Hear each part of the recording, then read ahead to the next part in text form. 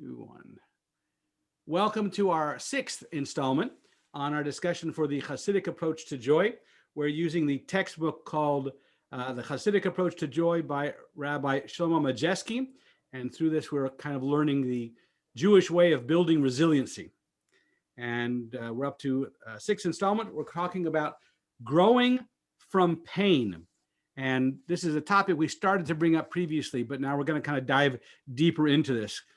We've been talking about, when something comes up that's distressful or painful, we can use our mind to negate the pain. We can focus our mind elsewhere, and we can, with deep concentration, we can, in a sense, avoid the suffering that comes with the pain.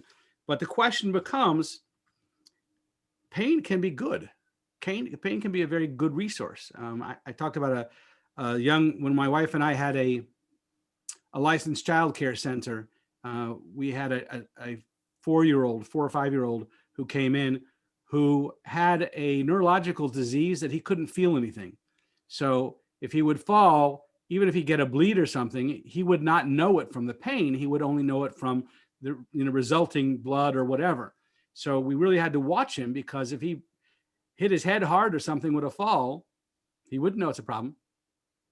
So we really had to be careful.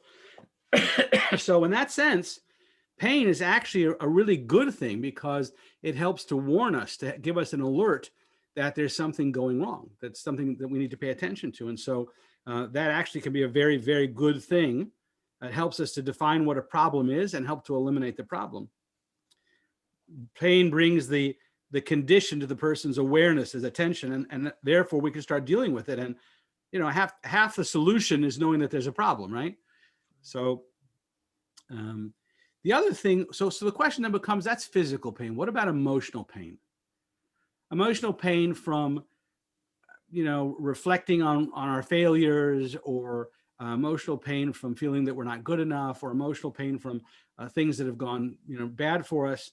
So what about those things? And again, the pain is a warning.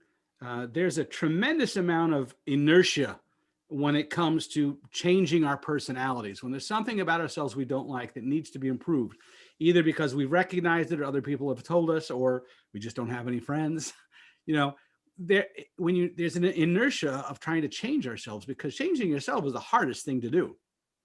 And so again, the emotional pain is the warning sign. I'm working with someone who is going through the 12 steps for an addiction of his own, and that works for all kinds of different addictions. And one of the things he's realized is the challenges of changing your personality is huge. It's absolutely huge. And so, why go through all that? Well, until the pain is sufficient, we typically don't bother. And I'm saying that's the key. The pain actually becomes a catalyst to actually doing something about it. There's an interesting story. There was a Fabringen back in the Russian times in Soviet Russia, when religious observance was absolutely forbidden. And there was a Fabringen. A Fabringen is a Chassidic gathering. And there are Chassidic gatherings with a master rabbi, and might be a very large gathering. There are small gatherings with just your local rabbi, or even just a teacher, a rabbi who's teaching a class, and he has a Fabringen, a gathering with his students, or even amongst colleagues, friends can have a Fabringen. The idea of a Fabringen in a Chassidic tradition is that you gather together and you share stories, share songs, and work on self-improvement. How can we make ourselves better? Where are our areas of lacking? And typically, those type of Fabringens, especially with a couple of chaims, you can start bringing up some really ugly stuff and talk about it, because it's in an environment of love and with a little bit of anesthesia with the l'chaims. You can talk through some of these things. And this elder chassid was with some young colleagues, and they were Fabringing together in a dark basement in communist Russia. And someone was told about the Fabringen. He'd come to the Fabringen, but he couldn't find where they were. And so he's asking, where is it? And it says down here in the basement. It's so dark, I can't see. I can't see where I'm going. And the Chassidim at the table said, don't worry. If you sit here long enough, your eyes will become accustomed to the darkness. The person who was leading the Fabringen, the rabbi leading the Fabringen, talked about this for a little bit, because he said, there is a physical phenomenon that if you're sitting in the dark, the pupils will open up and you'll be able to get more light in through the pupils and you'll be able to see it in the dark. But the idea of adjusting to the darkness is what he wanted to talk about. If you sit in darkness long enough, you get used to that and you don't even realize that you're missing the light. And that's not a healthy thing. And so the idea is that we start to, become complacent and become satisfied with ourselves and our problems. And in a sense, make no efforts to change, right? And that's part of the problem is becoming too comfortable with where we're at. So what we're going to talk about today is the Alter Rebbe, the first Lubavitcher Rebbe, talks about in his book called Tanya, in his Sefer Shel Beinani. He talks about two different topics here, two different things that are related here: atzvus and merirus. Atzvus is typically translated as depression, and it dulls a person's sensitivity, and really, the atzvus, it leads to depression and vice versa. It goes back and forth, and it leads to nothing.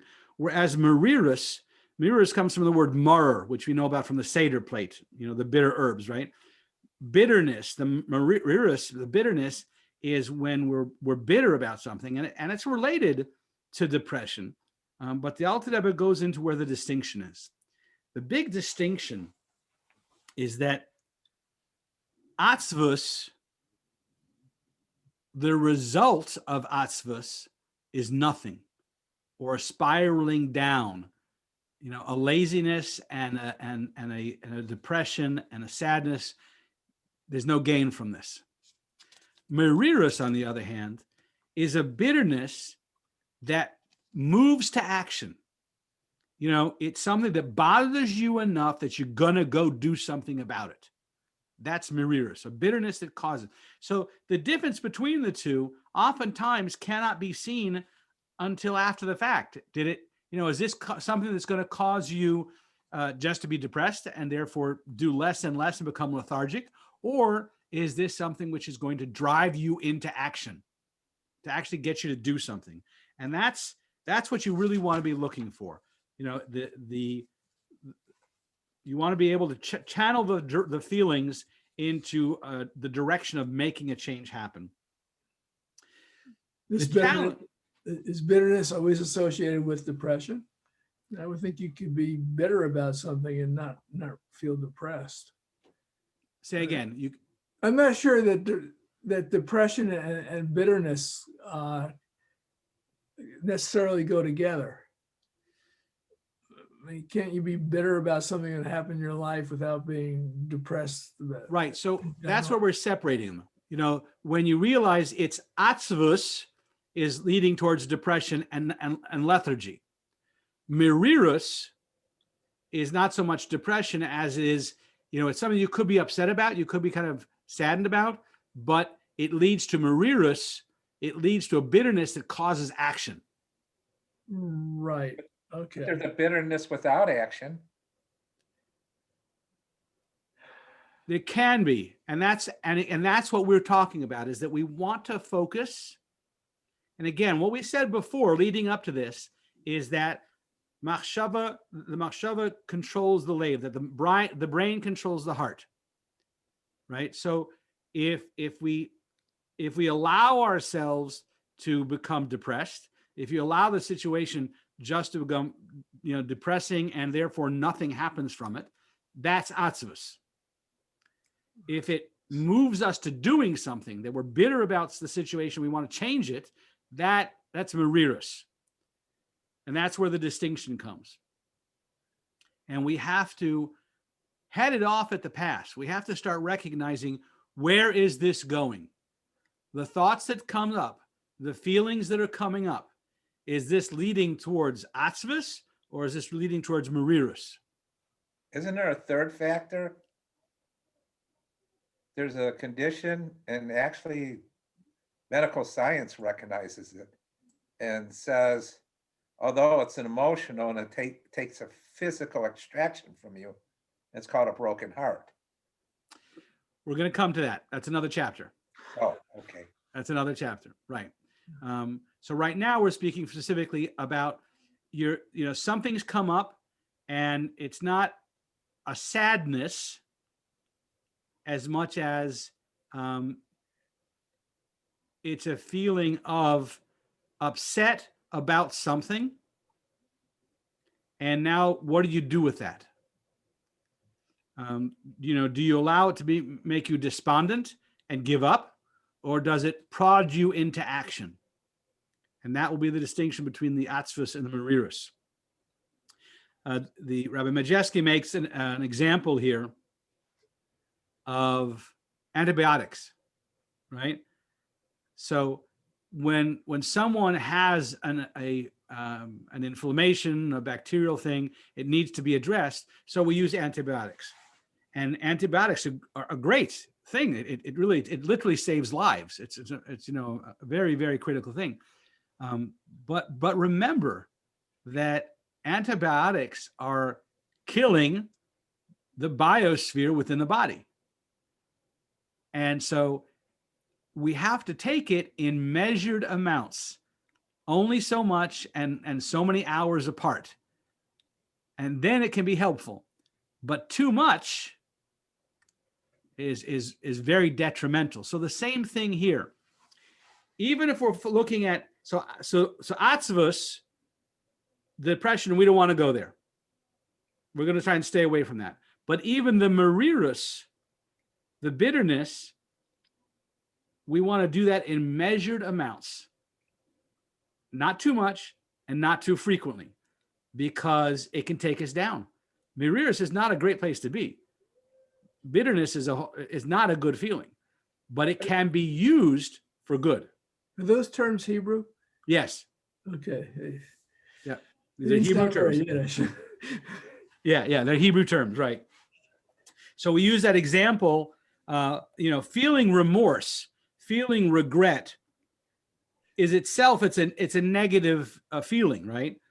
But it can be used to push a person into merirus, to push a person to do something about it. So generally speaking, that remorse and regret, they're not good feelings, but they can drive us to do something. If it's merirus, it can drive us to do something. Whereas if it's atzvus, we just get depressed about the remorse and the regret and spiral it into just negative feelings. So that's not productive, right? Again, back to the idea of the antibodies, right? So that a measured amount at a right time, that's productive. We have the same thing with mitzvahs.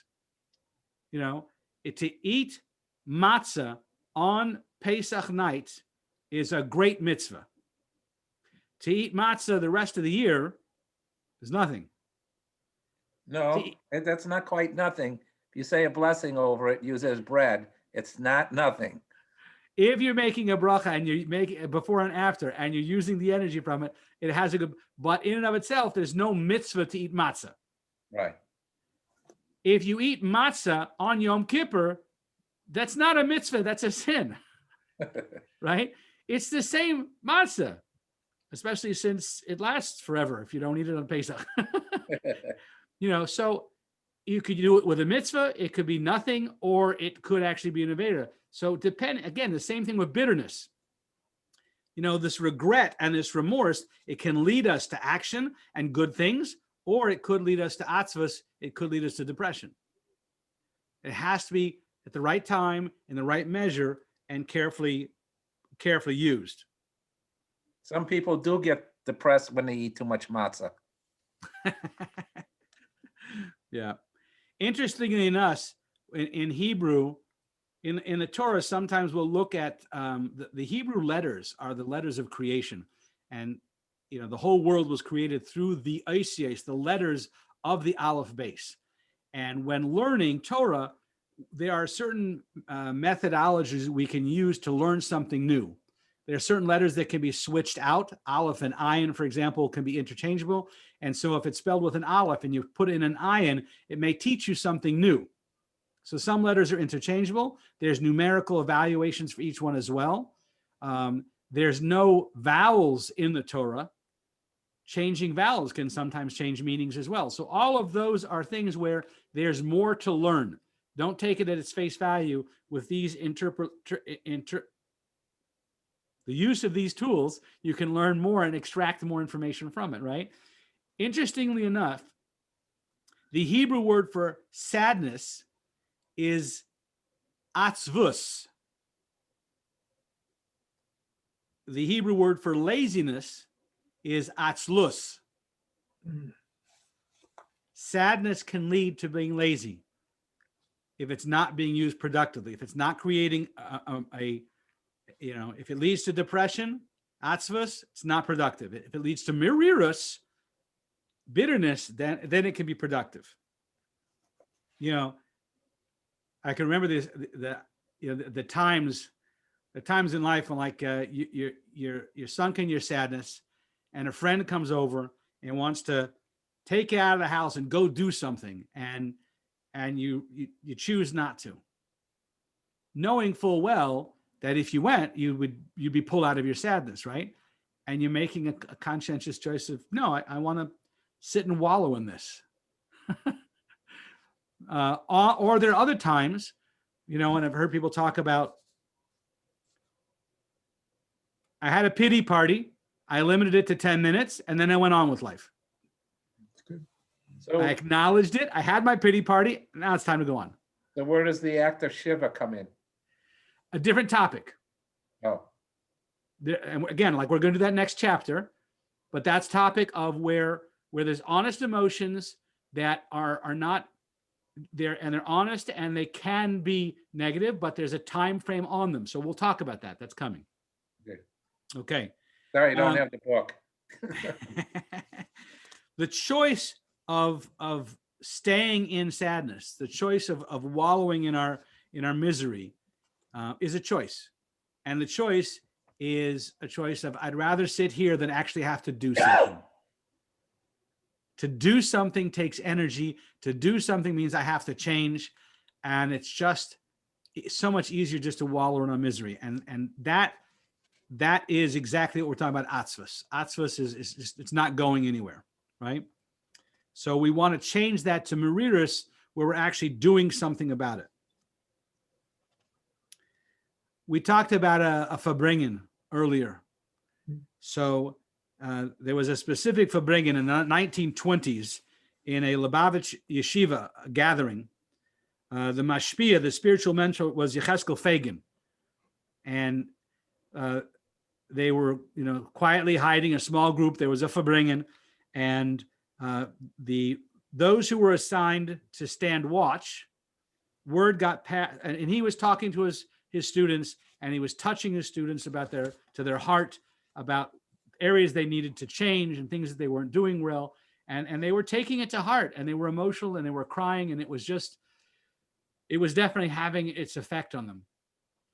Those who stood guard sent the message quickly that, by the way, the KGB is in the neighborhood and they're doing house-to-house searches.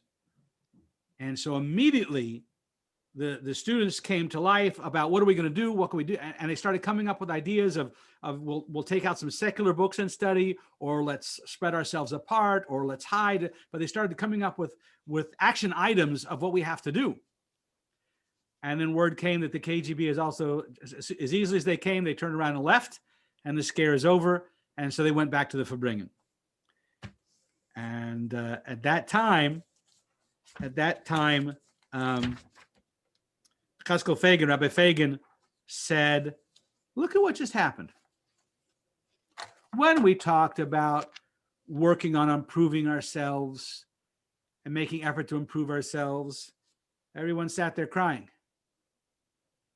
But when a mortal danger came, all of a sudden, everyone was moved into action. Let's do something. We have to do something, right? He said that's where we want to be going with our own internal changes. We want to, if we're able to recognize and see that we have a flaw, we don't want to just sit and cry about it. We want to do something about it. Move into action. Find something to do. That, I mean, if you'll spend the time thinking, or maybe talking with a friend or a mentor about what's wrong, then you'll find answers. You'll find a direction.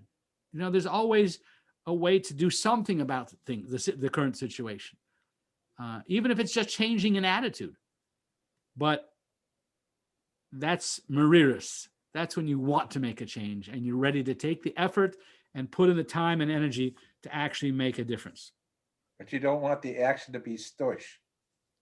Ashtus, right. You don't want it to be nonsense. Yeah. You want to actually lead to doing something, right? Chassidus teaches us there's two ways to respond to negative factors, physical or spiritual. There's either mariris, the bitterness, or there's the atzvus, the depression.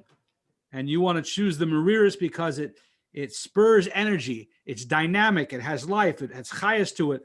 And the bad feeling is only temporary. It leads to actually doing something, and that creates results, and that's a good thing.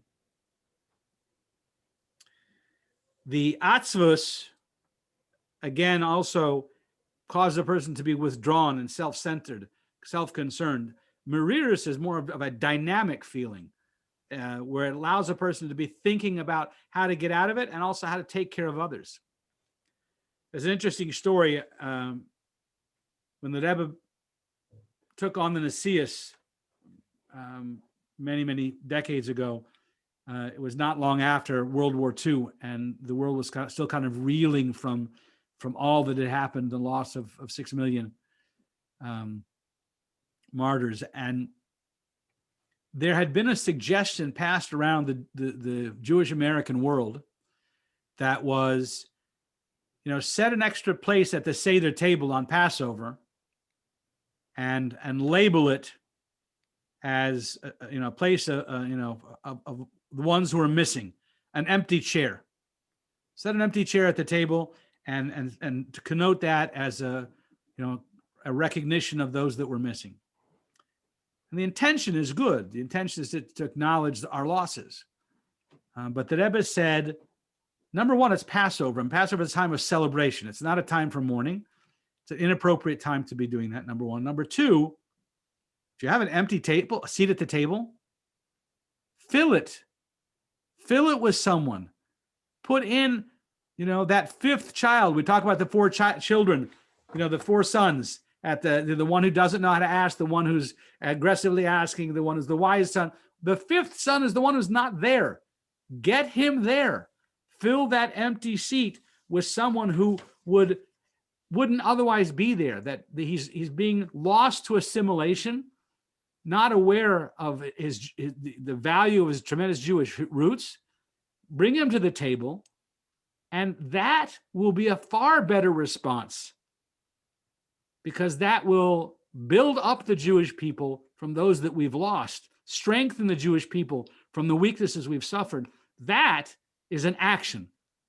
That moves us forward. That's not sadness and depression and atzvus.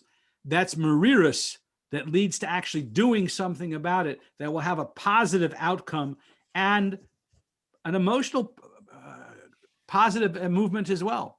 That you feel that you're actually accomplishing something. When you actually do something, that leads to stronger feelings and productive feelings and the energy to want to do more. So what the Rebbe was saying was, don't focus on the pain that you're feeling because of your errors. Transform the pain into positive, productive energy. Reach out to another person. Share your insights with the other person. Do something productive with that sadness.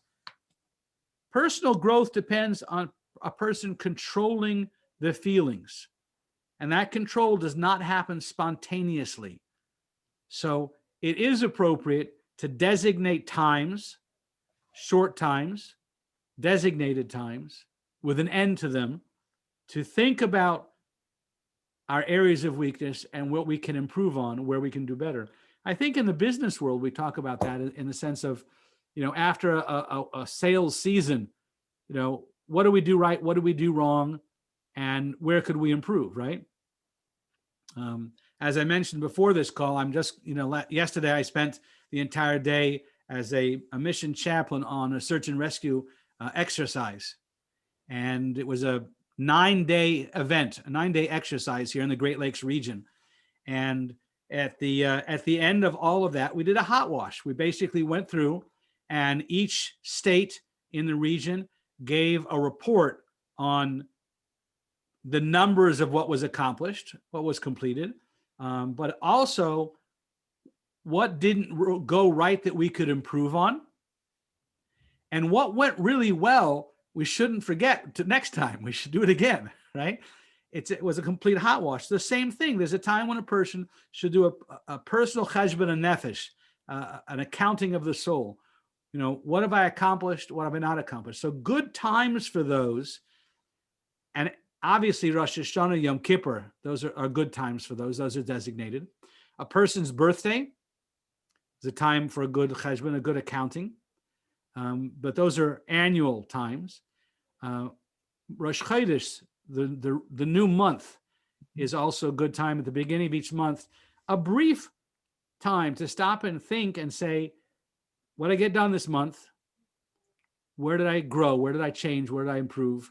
What are areas I need to work on? But to do it with a focus on not where did I blow it and where did I mess up, but areas of improvement, areas that we can work on. And if we do that ourselves, and we do that for a productive amount of time, and putting a time limit on it, you can't let it go on and on and on. It has to be a specific time. That can be productive. And even on a weekly cycle, a person could do that on a Thursday night. The Chassidic Verbringens are oftentimes on a Thursday night, because you do a cheshbon, an accounting, and then Friday you prepare for Shabbos and go into Shabbos, and the elation and the joy of Shabbos helps to pick up, to make sure that we're not dabbling and sticking around in the negative emotions. But Thursday nights is a typical time for a Chassidic Verbringen. So this stock-taking time, on this basis, we can explain the conclusion that's reached in the previous chapter. A person should dismiss negative thoughts from his mind. It's true, but only when he is feeling depression, not bitterness. Because even if he's feeling bitterness, but it's at the wrong time, then he should be pushing it away. It's not the time. But at the right time, he should be able to focus on a limited amount, be bitter about it, to decide what actions to take, then move on to take those actions, and be joyous that you've been able to know the problems and be able to deal with them. But if those feelings come when you're davening, when you're praying, when you're working, when you're busy with your family, when you have family time or something, that's not the time for those negative thoughts. Those have to be pushed away.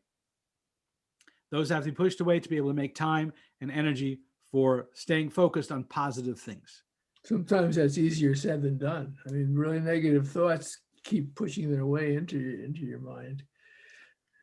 Yeah.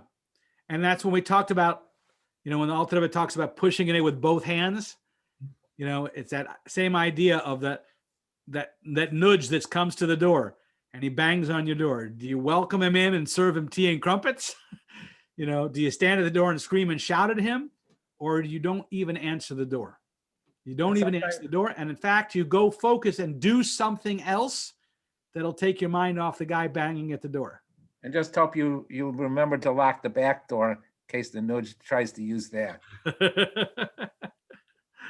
Yes, sometimes we have a mental back door as well. Yeah. Yeah, absolutely. Any thoughts on this chapter, this insight into atzvus and merirus, labeling them?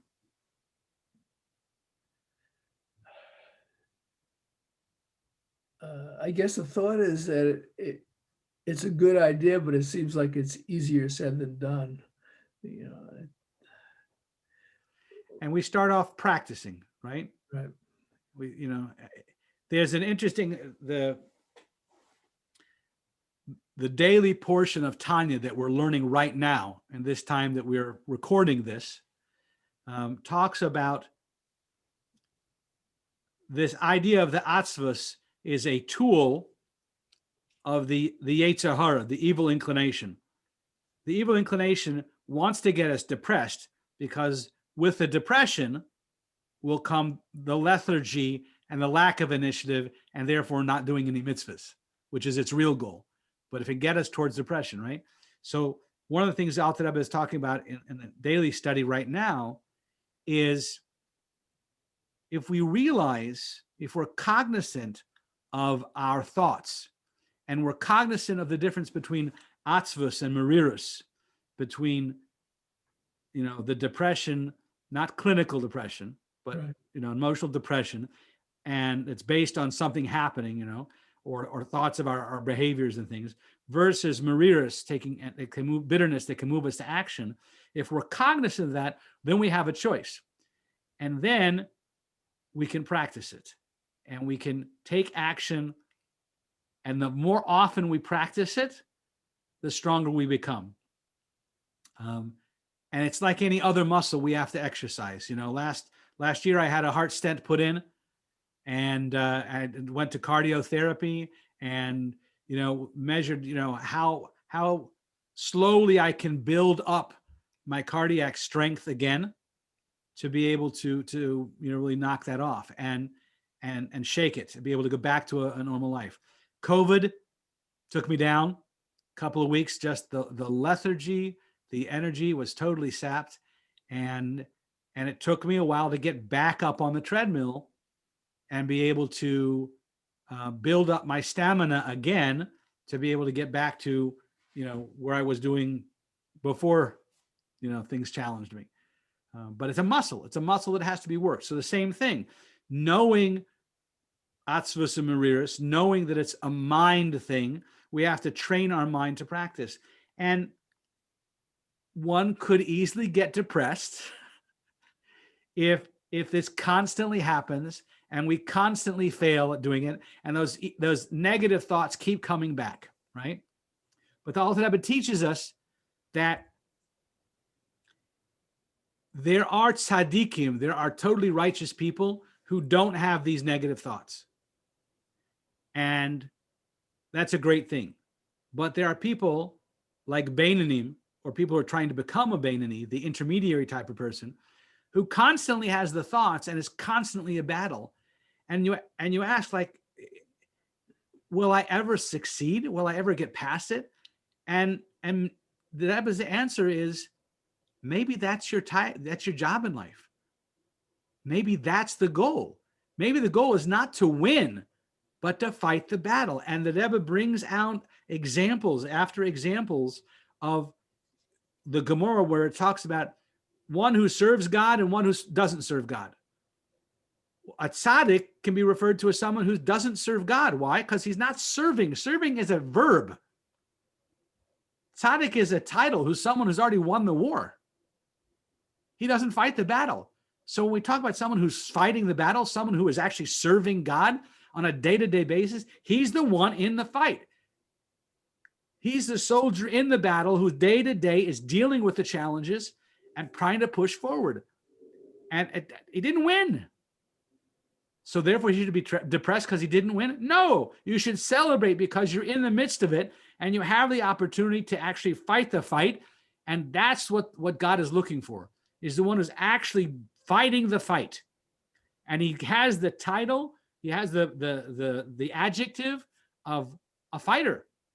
He's a fighter, right? And that's that's a warrior. So you're saying you can't be a righteous person if you have negative thoughts, even though all your actions are positive. Well, we're using the word tzaddik. And the word tzaddik, the Alter Rebbe in Tanya, there's another class I have on Tanya. And the Alter Rebbe talks about in Tanya about when we use these terms, they're oftentimes borrowed to other areas. A tzaddik, a righteous person, refers to someone who no longer has to fight the fight. He's won against his Yetzer Hara. He's vanquished it. He's destroyed it. He's no longer fighting the fight. He has the title. He's a tzaddik, right? I always like to make the joke about that regarding doctors. Because what do we say about a doctor? He practices medicine. It's all too true. Fortunately, the body usually heals itself. Keeps us out of trouble. Amen. Amen. But the doctor, in that sense, if we go back to the analogy we're using, the doctor is the warrior. He is fighting the fight. He's the one who's constantly in battle, and he's still fighting the fight. If the patient is cured, he's not coming to the doctor. True. If the patient's not coming to the doctor's won. Well, the patient dies, he's not coming either. So the doctor can never really win because we eventually lose all our patients.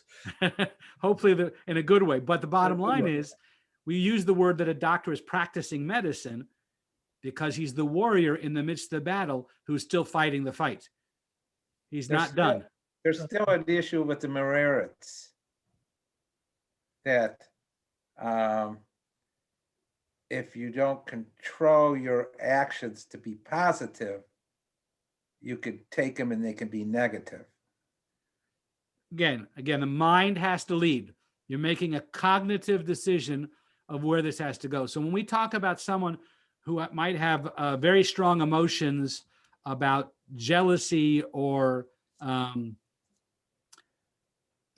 anger about what someone else has done to them, they're choosing to go down that angle and be bitter about that. It may lead to negative actions. You're right. And so again, we come back to a cognitive choice.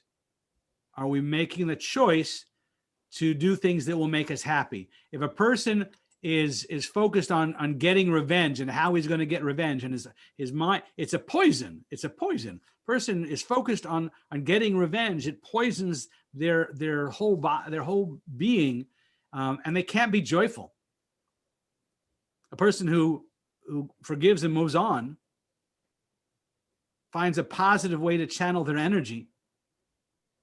And that's one of the books that we've talked a number of times. We talked about the book by Dr. Edith Eger, The Choice. It comes down to the choice you're making. Are you choosing to go down that channel of atzvus or productive merirus? To be bitter about something and do something positive about it. But that's a choice we have to make. But if you don't want to have any Mitziris, then you have to frame your mind like a Gamzu. Like a what? I'm sorry. Nachum ish Gamzu? Yes. Which we talked about earlier, that everything is for a good. Right. So a person can have the choice to say, this event happened, and whatever it is, it comes from God, therefore it must be good, because God only does good. And so therefore somehow this must be good. I don't understand how this could be good, but it must be. And so therefore now I choose, through the emotions I have about this, I choose to do something constructive. It sounds like forgiveness also has a role in this. Forgiveness can have a role, but it doesn't necessarily have to. It is not a Jewish idea to turn the other cheek. We are not going to forgive the Nazis. It's not going to happen, and there's no reason to. They're guilty, and they should pay for their crimes. But what do I do now? What has happened has happened. Do I put an empty seat at the table to mourn the losses? Or do I put another empty seat at the table and find someone to fill it, someone who is otherwise not participating in Passover, is not feeling a part of the Jewish community, fill that seat and build on it? But the Parsha gives us examples of forgiveness that are acceptable, and that if somebody does a wrong to you, but did not perceive it as being wrong and had no idea that you would see it that way, then you could take it upon yourself to forgive that person for not knowing and doing that particular action. Right. And typically that process you're talking about, it begins with a negative feeling. I've been wronged. Yeah. A bitterness from that, taking an action to address that with someone, in a positive production, maybe bringing in somebody like Aaron HaKohen, bringing in another person who can help mitigate the situation, a counselor, a rabbi, a chaplain, someone else who can kind of be a third party in the conversation and to bring about a positive change. But it begins with a negative feeling, bitterness, and a choice to go a positive direction. That's what we want to do with it. So it comes back down to making the positive choices. Not easy. No one said this was easy. And it's oftentimes not done. It takes, repeat and repeat and repeat. But again, no reason to get depressed about the fact that we've never won the war, because maybe that's what we're here for, to fight the fight. That to be called a warrior is a tremendous honor, because it means you're doing something. And so Tzivois Hashem is the armies of God, right? And that's what we're here for. We're here to fight the fight. Right. Mm-hmm. So let this week be a week where we continue the fight, maybe win some battles, and continue the fight, and not get discouraged when we lose the battle, but to get right back up on our feet. If we are not successful at turning away the negative thoughts, well, maybe next time. Hopefully the battle doesn't take away your feet. Amen. Amen. Have a fantastic week, and we will see you again next week. Okay. Enjoy the time with your family. Thank you much. God bless. Bye-bye. Bye-bye now. Bye, David. Bye.